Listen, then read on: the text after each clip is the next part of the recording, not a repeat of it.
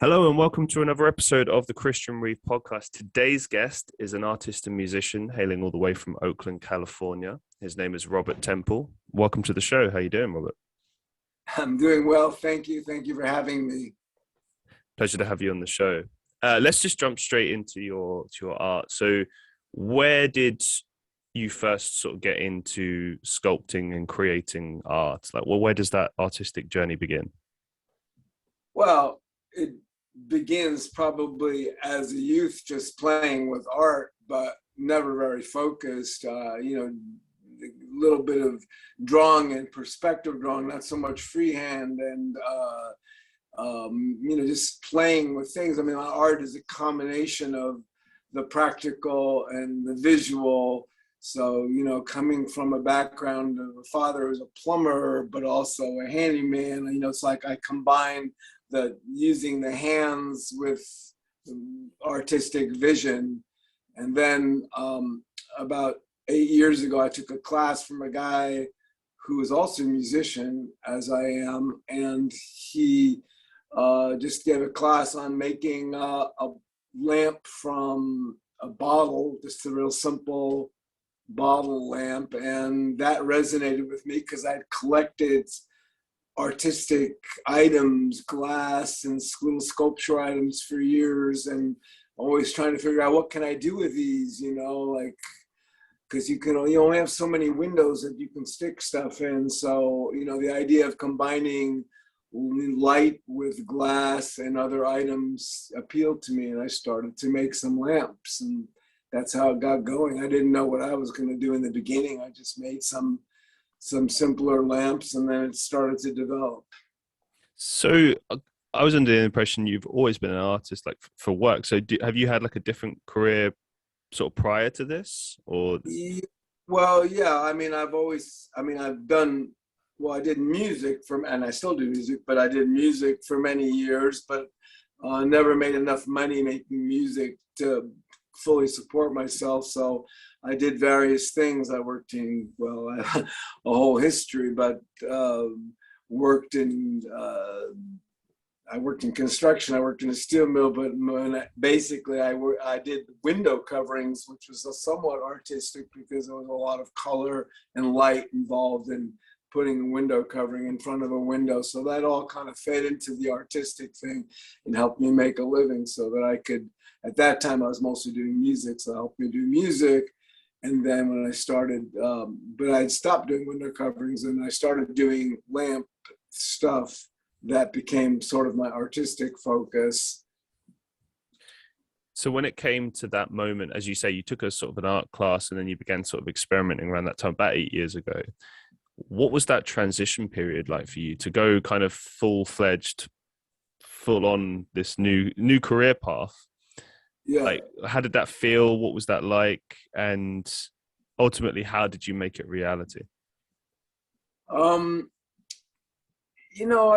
just started to make, I just followed my intuition and started to make some smaller lamps. Didn't really have an idea, the first lamps I made were from these blue bottles that were actually beer bottles, but they were real blue. They weren't painted blue.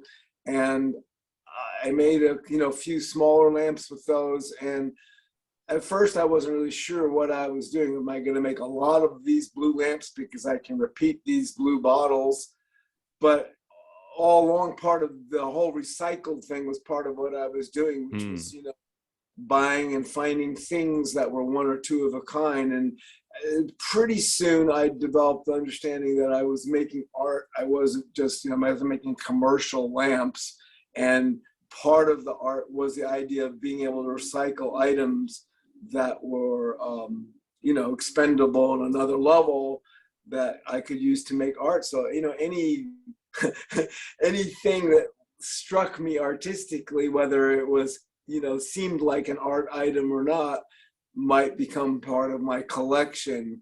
And so, I started to collect, I had some stuff. I started to collect a pretty large array of things, items, bottles, pieces of granite, metal piece, lots of metal pieces, from candle holders and stuff. And I started to collect them. And then I had to start organizing them. And my garage, which I started out as just a tall pile of stuff, I had to go through it completely. It was a big process going through it and, cleaning it out and creating space to put these items. And all during this 8 or 9 years, it's been taking over the whole lower garage and upper garage to organize and store stuff. So, now I've got, brass and nickel plated type silver items, and then glass of various colors. And I've got drawers that are somewhat color coded for smaller pieces of colored glass, so that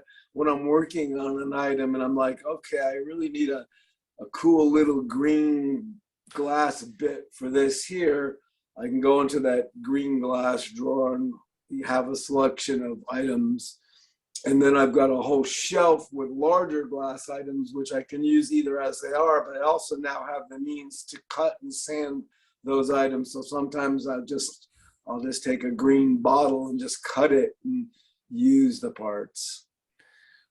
It's amazing to me, the word organized with artistic is just such a foreign concept to me. I think that's brilliant. I mean, if anything, it speaks to the fact that that you're going to be able to use these, and you kind of can predict almost like your demand or whatever. But I suppose what I want to kind of focus on at the moment is like, what's actually kind of your process? Because obviously every artist has like a process. So do you just like randomly have ideas and go, okay, today I want to just make these types of lamps or something? Or do you gain kind of inspiration from a particular place or an idea, memories? Like, where do you draw inspiration from? Well, part of my process is to collect pieces of glass, metal, whatever, that somehow when I look at them, they strike me artistically. I'm like, oh yeah, that's going to be in a lamp.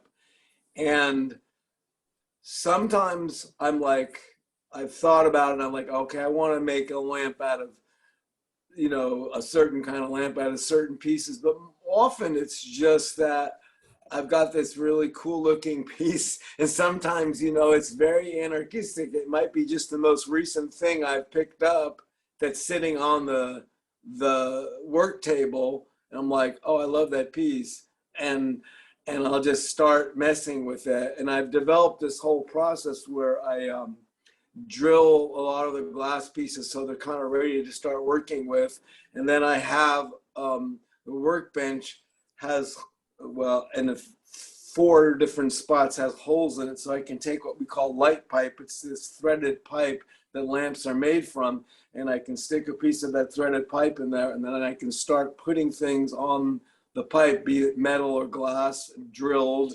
Sometimes I'm, just drilling on the spot because I say, oh, I really need this, and it's over there, it's not drilled, so I go and I drill it, and I start experimenting with putting different pieces together and seeing what I come up with.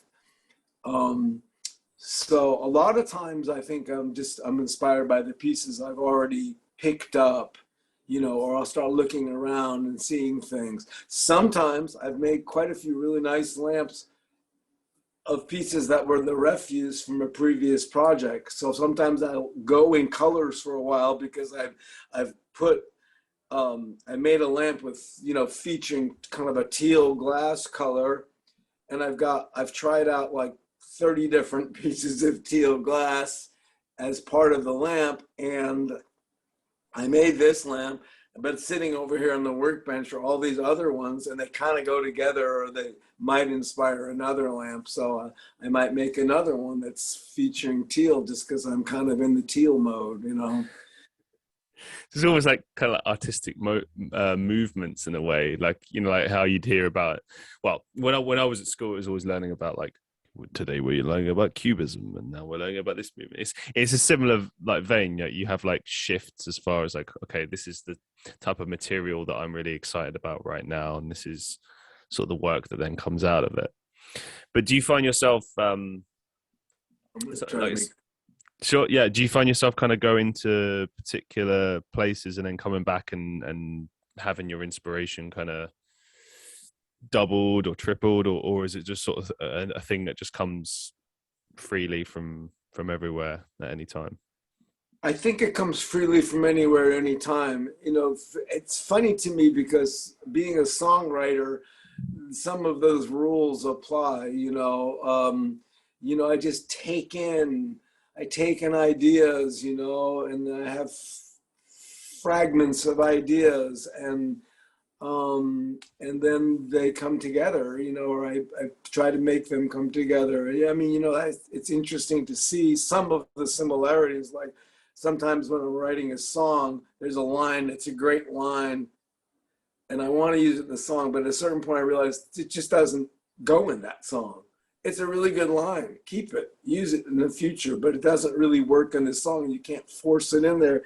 And it's the same thing with certain pieces. I'll have a certain piece and I love this piece, but I'm working on this lamp and I'm trying to make this piece work. And at a certain point I realize it just doesn't work. It doesn't go in this piece. It's going to be some other piece.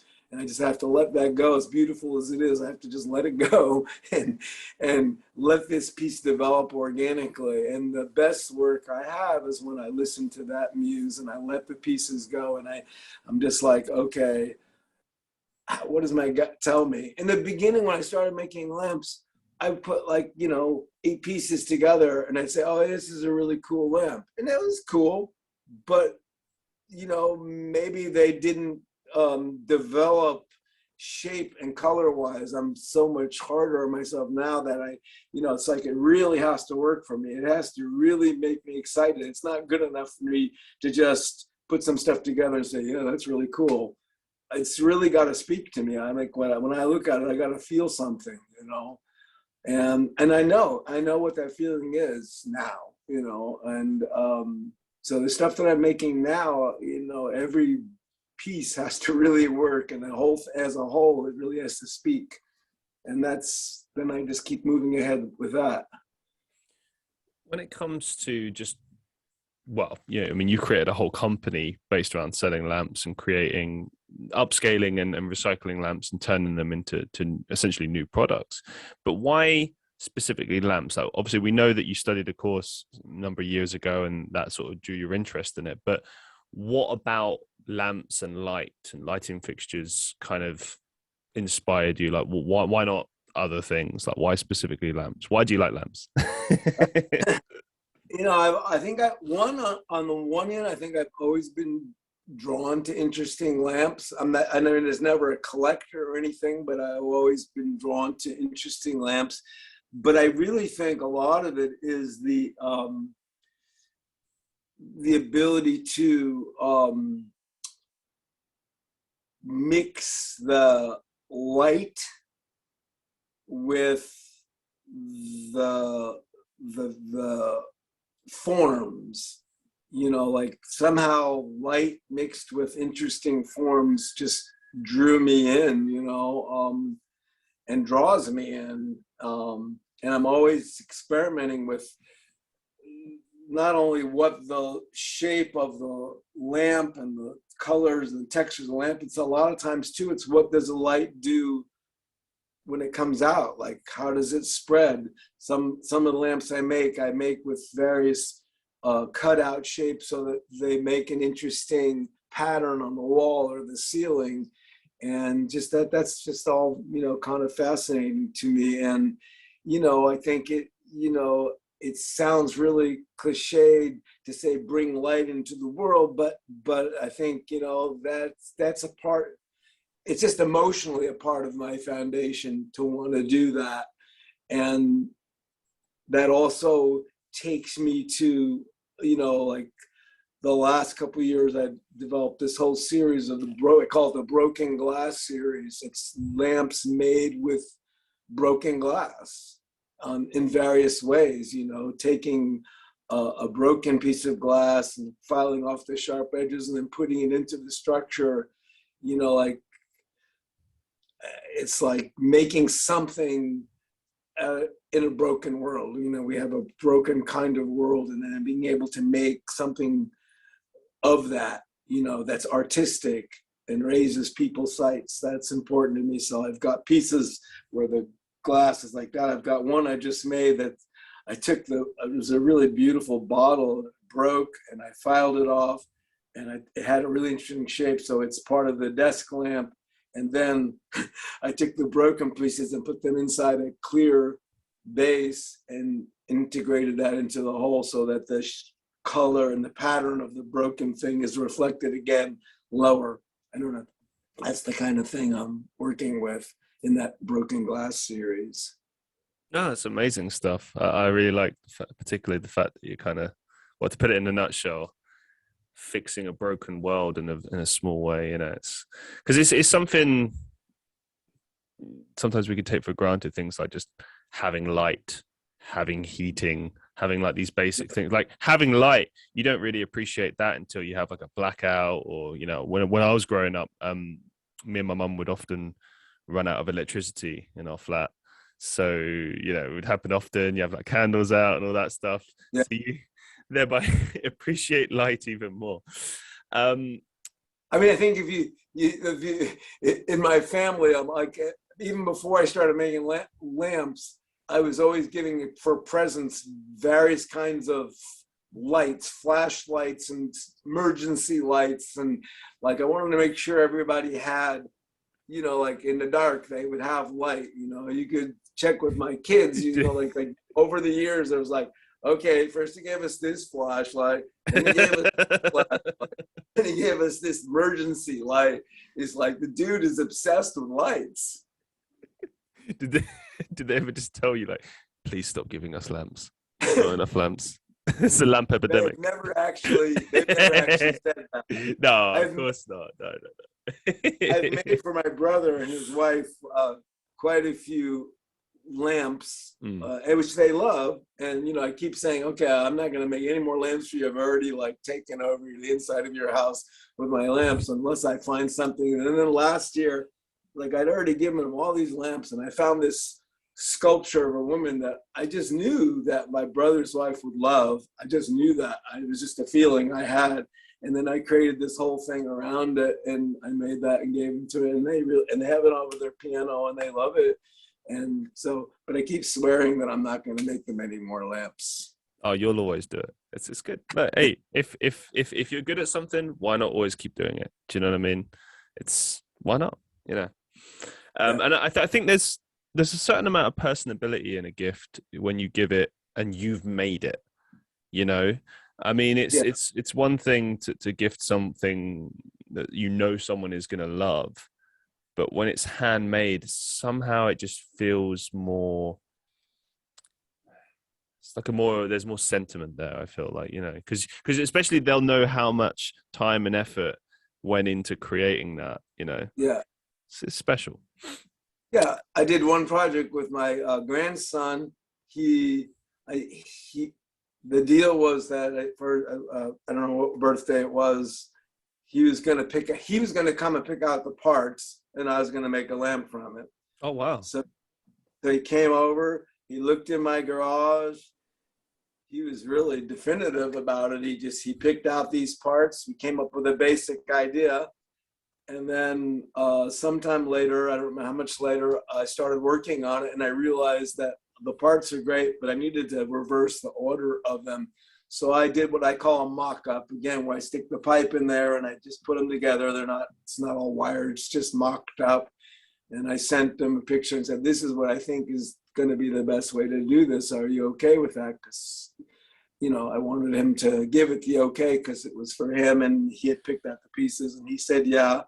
And then I made it that way, and it really came out nice, and he was very happy. So let's talk a little bit about your business. I want to connect it to that previous point as well. The company is called Reclaimed Luminosity. Do you own a store, or are you operating just from your home? Yeah, it's just from the home, but I do have a showroom here, so people can come by word of mouth or by, you know, appointment to see it. Right. And then we do open studios. Yeah, because I'm intrigued a little bit about the business model. So presumably you have a number of just lamps that you've just created that, hey, here they are, you can purchase them, great. But do you, in a similar way to how you made a lamp for your grandson, do you do like a sort of a made to order style, so people can kind of be like, okay, I want, the lamp's made from these materials, can you please do it? And then you follow the same process you did with your grandson of sending them a mock-up, sending them an idea, and then finalizing it. Yeah, I haven't developed that as much as I probably would like, both in terms of people bringing me their stuff and saying, can you make a lamp out of this? And also people could come in and look at my stuff and say, can you make a lamp out of, I like that, that, and that. So yeah, that is something I would like to develop a little more of. I've done a little bit of that. And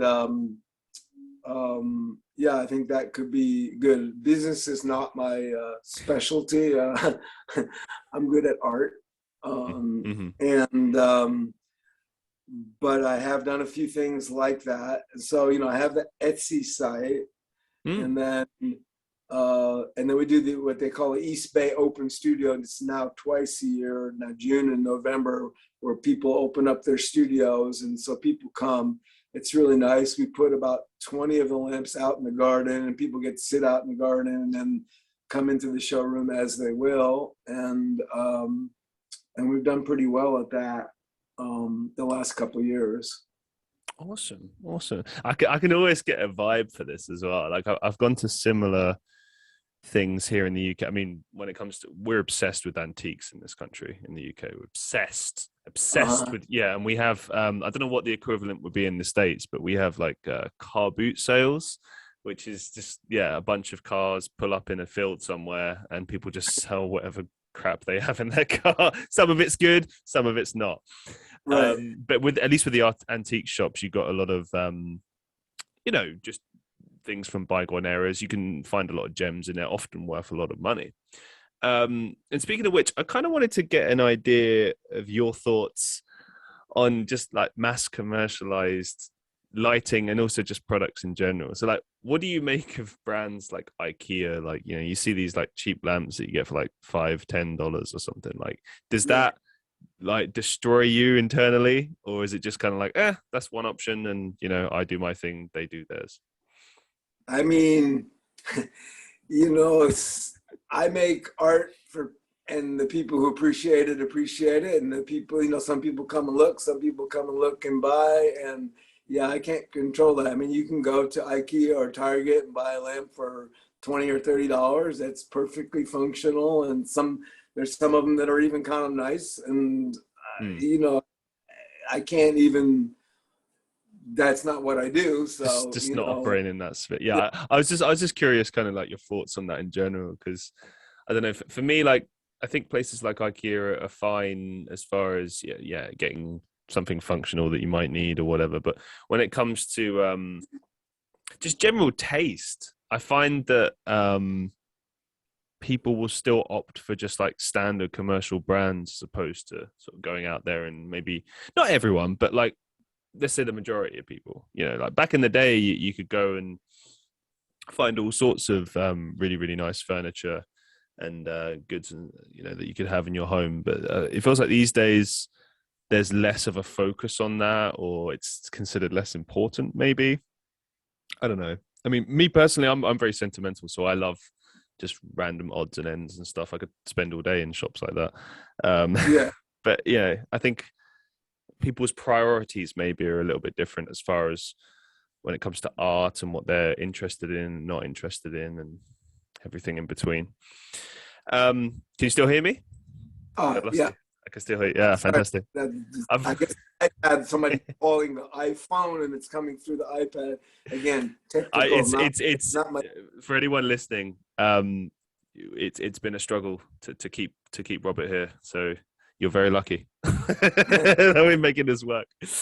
Okay, let's move it forward a little bit. I just wanted to briefly touch on your sort of general thoughts and feelings about upscaling and recycling in general. Like, clearly it's important to you because of how you're creating these goods, but in general, what are your feelings on it? Because I know that upscaling is becoming increasingly more and more popular, and obviously recycling is just part of life now. It's an important thing. We all know why, but just your general kind of thoughts on recycling and upscaling in general. Well, I mean, we live in a world of, that is, with so much stuff and so much stuff that gets thrown away. So obviously we've got a worldwide, crisis in the sense of that, I mean, just look at what shows up in the oceans, and that's enough right there to, make you, worried about the future. I think that, any way that people can find to reuse items and make them usable, not going to a landfill, is going to be a good thing. And, this little bit that I'm doing is not going to affect the world that much, but I do try to reuse just all kinds of items. I mean, and I collect stuff, some of which maybe will never be used, but I have ideas of using. I mean, I literally, I collect plastic caps from the kitchen items that I have, with the idea. I mean, sometimes I use them as washers in a lamp, and I've even thought about trying to artistically make a lamp that uses a lot of them, but I haven't gone there yet. But I have them; they're there, they're ready, and we'll see if I step up to that table or not. Yeah, and I just really like the idea of, I mean, I'll pick a metal washer up off the street and take it home and put it in with the other metal washers I picked up off the street. And the thing is, I will use all that stuff at some time or another. I mean, I don't know if I'll use all of it, but I will use items from so many places, and mixed bag things. Just I mean, it's the same way that artistically, I'm not really an antique person per se in terms of style, but like sometimes somebody will bring me, people know I make lamps, they'll bring me this lamp, and to my taste, it may be the ugliest thing I've ever seen, except for there's one part of that lamp that I really like, and I take it completely out of context, and then when I go to make things, I'll incorporate that. And, you'll never imagine the lamp that it came from, and I like to do that. What would you say is the most challenging aspect of being an artist and working with lamps? Well, let's see, I'll go back for that from two sides. One side is I have way more stuff and ideas than I managed to find to create. So like I look around in my workshop there, and I'm like, oh my God, I've got that. I've got those. Oh, those are so beautiful. I got to make something out of that. That bottle, that crazy ashtray right there. I just like, they're so nice. I just got to get time to make something from them. So that's the one side. And the other challenging side is just the commercial side. I mean, it's not, it's, how do you reach people and, get them to see what I do and want to come and check it out and possibly purchase, and I would say I'm more obsessed by the artistic side than I am the commercial side. Did I answer your question? Yeah. I mean, well, there are no wrong answers. I always kind of, I suppose a lot of the time with my questions as well, sometimes I'll ask a question and I'm just looking to kind of further the conversation and learn about the person, and sometimes the person won't answer my question, but it doesn't matter because we go somewhere completely different. So I don't know. That's my approach at least. But yes, that's a good. Talk us through some advice that you could give to aspiring artists. Specifically lamp artists or any artists? It could be anything. There are no rules. Well, advice I would give, gosh, I'm old enough now that I can give advice. That's really good. Follow your muse. I mean, it's like you got something inside of you that says, I want to play music. Play music. I'm too old. I want to play piano. Get on the piano and start playing the piano, because you're never too old. You're never, everybody has talent, artistic talent, musical talent. Most people have been taught by a society that is based on practicality and earning a living, that those are pursuits that won't go anywhere. And, you know, those are the pursuits basically that will save us. Musical art, you know. So, you know, you want to draw, you want to sculpt. You think you want to make lamps, start making some lamps, you know, like do what's inside of you to do and let the chips kind of fall where they may. That's my advice. Brilliant. Thank you very much for sharing. Let's talk about your music. You did mention a few times that you are a musician. We said that at the top of the hour. How did you get into music? Talk us through your musical journey. Well, that's another journey. So I grew up in a family that was really pretty practical. Again, my father was a plumber, and but my mother had played guitar and sung Jewish folk songs before I was born, and then she stopped. And so there was a guitar in the house. And when I was about 10, my parents were getting me guitar lessons, but they were exceedingly boring guitar lessons. I mean, just like, this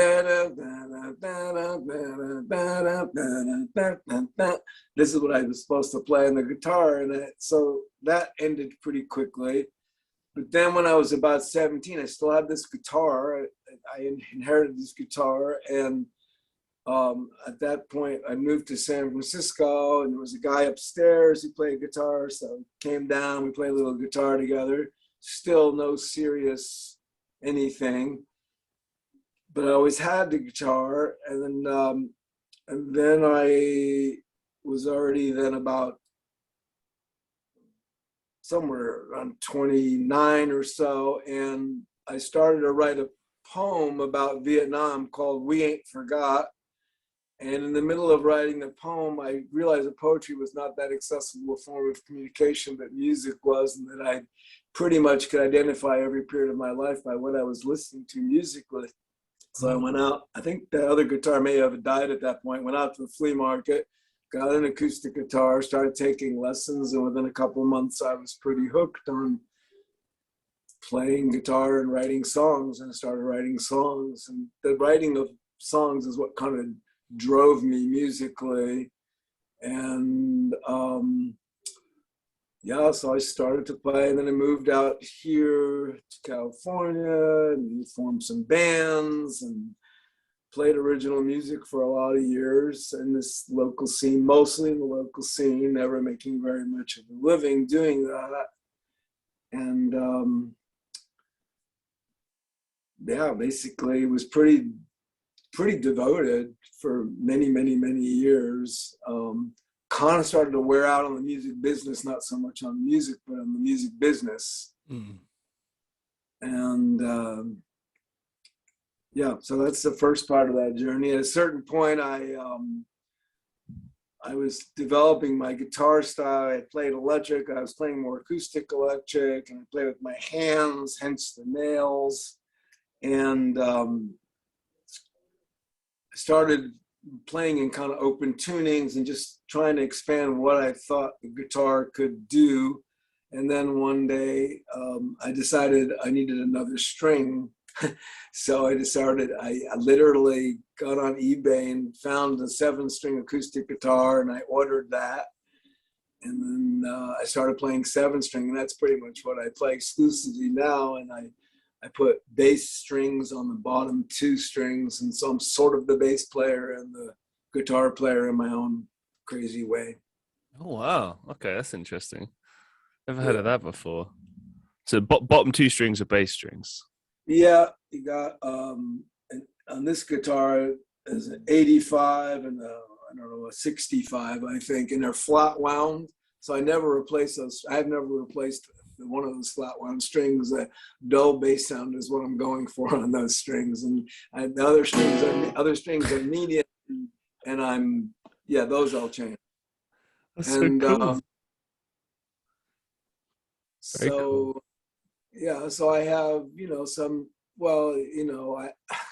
I have lately I've just been doing sort of what I call a living room series, right in this very place where I am right now, and I just put that on Facebook. I haven't really done, and I have some stuff on YouTube also. I was gonna say, normally I have a little listen before I check out my music guests, but I couldn't actually find any of your music, unfortunately. So I have to ask this question: what kind of style is it? What kind of music do you play generally? I call what I do soul folk. It's kind of soul flavored rock. I play acoustic and I play with my hands. There's some folk influence. I always say if you go to the past and you can confound James Brown and Bob Dylan, you have an idea of what I do. Good. I like it already. Yeah. Well, what's your approach to songwriting? I mean, you said you've been sort of writing music for many years. How do you approach songwriting? How do I approach songwriting? Well, with songwriting, most songs that I write are driven by an idea. I am a citizen of the world. I'm a pretty conscious person with a history of social activism, so there's a definite strong streak of that in what I write, and so often, it's an idea, and I try to come up with a. It's really hard. It's really hard to write about the world and not do it in a way that is boring. And so, trying to come up with an artistic expression of an idea that I think is important that's always been a challenge for me. And it's more successful sometimes than others. I could tell you that although I haven't written a ton in the last couple of years, I wrote a lot for many years, and I have books and books of songs and partial songs. The two most recent songs I've written are, curiously, The Big Lie and Tell the Truth. Hey. So, one focused on the obvious big lie in American political system that's going around, and the other one about the latest thing of, not being, banning books and keeping people from knowing true history. So I'm about to put The Big Lie, just my living room version of it, on Facebook, and then hopefully soon I'll do a decent version of Tell the Truth and put that on as well. Process, is you get the idea, and I try to go to music as quickly as possible because I really like for the music and the words to kind of come together. So I'm not going to write a whole poem and then put it to music. Hardly ever. I can't say never, but hardly ever. Usually once I get an idea, I'm trying to find the most powerful presentation of that idea musically. And because I play in various tunings and I've got the 7-string, to me, there's a pretty large palette that's available for me. And probably one of the biggest struggles is not to fall into doing what I've always done. I mean, I've done this in a long time. I could write a decent song pretty quickly, but it's kind of like the way I was describing by Lamps. That's not really good enough for me anymore. And part of the problem with my songwriting is because I've written so much, it's hard for me to write something that I think is truly new and innovative and worthy of me putting my energy and soul into. And that's an artistic, I don't know, it's, Julia Cameron, the artist's way, would say, just write it, don't judge it. But it's hard for me not to judge it, when I've spent this much time and energy developing that craft. Tell us about your best and worst live performances. Oh, best and worst. Oh, dear. I Okay, sense a when story. you say worst, I don't know if it is the worst, but the first thing that comes to mind is when I first had the first band that I had in in Oakland, San Francisco, called Unruly World. We played a gig at a club that was pretty much a gay woman's bar in San Francisco, and I think it was called Sophia's, but don't quote me on that. It's a long time ago and I'm old.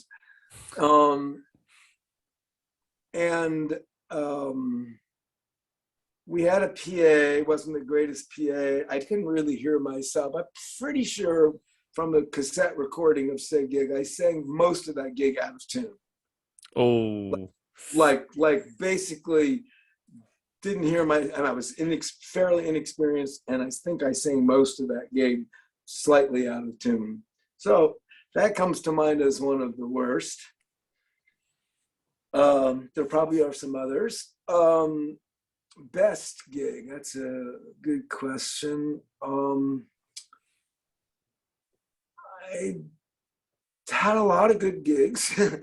A lot of, I think of gigs where people really seem to appreciate what I did. I can think of one, I can't remember the name of the place that we did. I did up in Santa Rosa with a friend of mine who's a singer-songwriter, and he opened and I played after him. And it was a kind of, it was in the middle of some political uproar, as we always are. And I think that, it was a nice crowd, it was a listening crowd, and they really appreciated what I did. And I got, a nice standing ovation and, a couple encores, and that was pretty satisfying.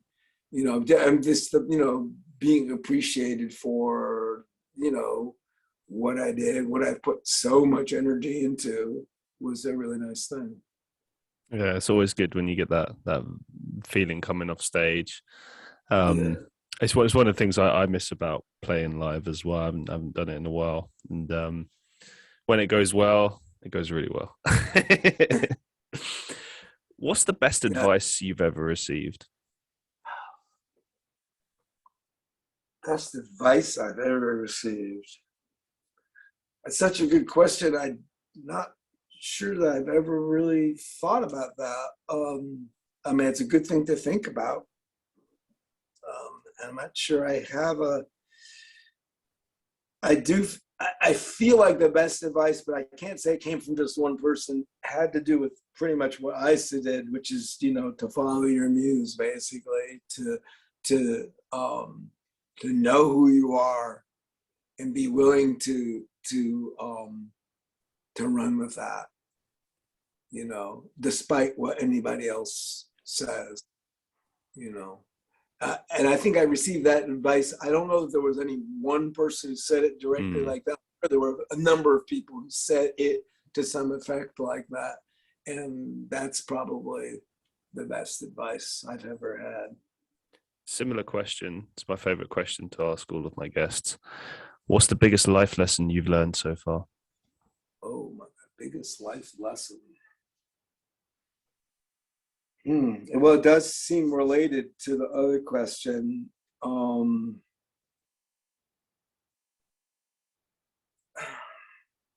don't know how well I've learned it.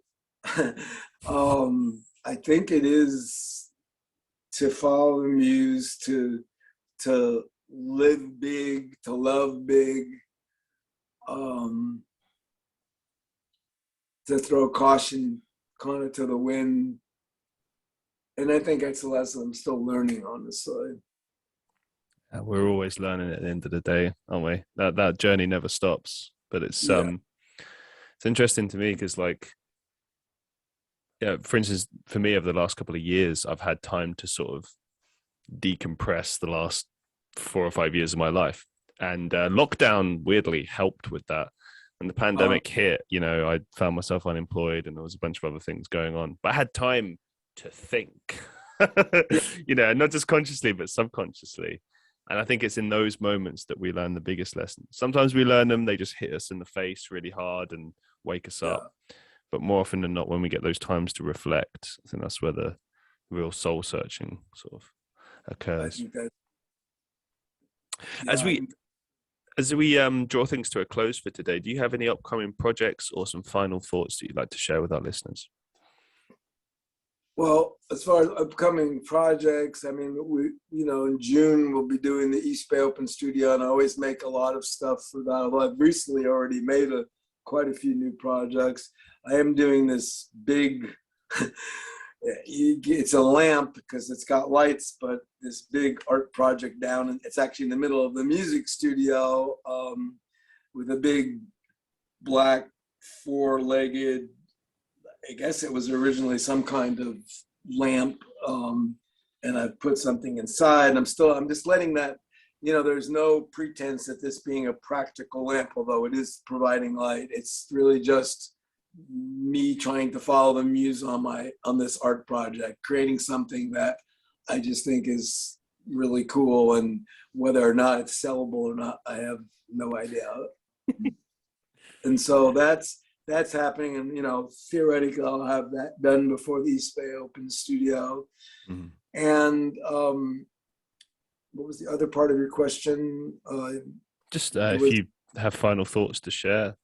Oh, final thoughts to share. No,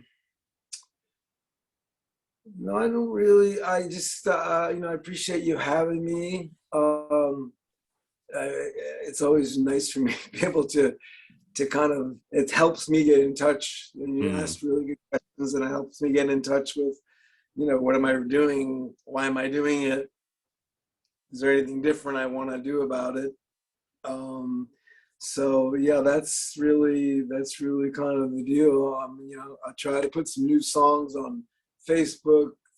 I think it's Robert Temple, singer songwriter. Making new lamps. I mean, I'm leading at this point, you know, and I'm on the over halfway there part of my life. You know, I'm able to, you know, I'm privileged, honestly privileged to be able to make art. People have artistic talent and don't have the ability to do that because of their life circumstance. And my life circumstance is now allowing me to do this. And I just try to be worthy of that privilege. I definitely think you are. And yeah, it's been a real pleasure talking to you and getting to know you. And I wish you the best of luck with all the work and everything. Thank you. Thank you so much. And to the listeners of the Christian Reeve Podcast, as always, be safe, be well, and I'll see you in the next one.